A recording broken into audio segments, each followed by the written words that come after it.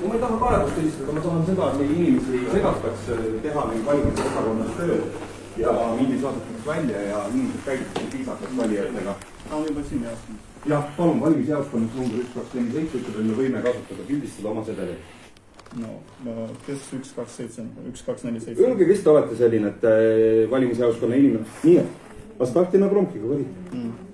Vladimir Boris Persin. jah. Öelge, kas võib pildistada oma sedelit või ei tohi? Igaüks võib oma sedelit pildistada. Ma ei tohi minna teise kabiini. Õige. Täiesti õige.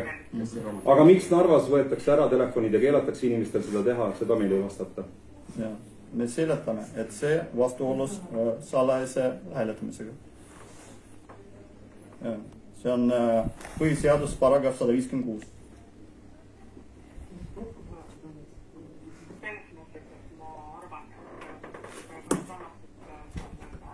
Ja ma kuulen teid kõrval. Me ei saa kaebust helistada, sest Narvas kogu aeg liigutakse seadusi ja me ei suuda nende seadustega enam kaasa minna ja nad käituvad.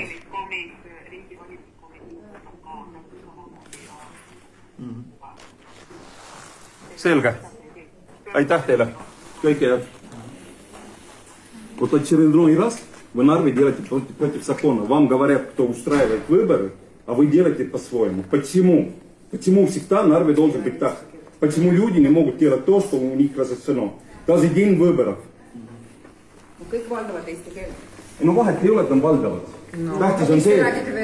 Miks ma räägin vene keeles, sest hakkas mu valgus vene keeles rääkima. Miks sa räägid vene keeles?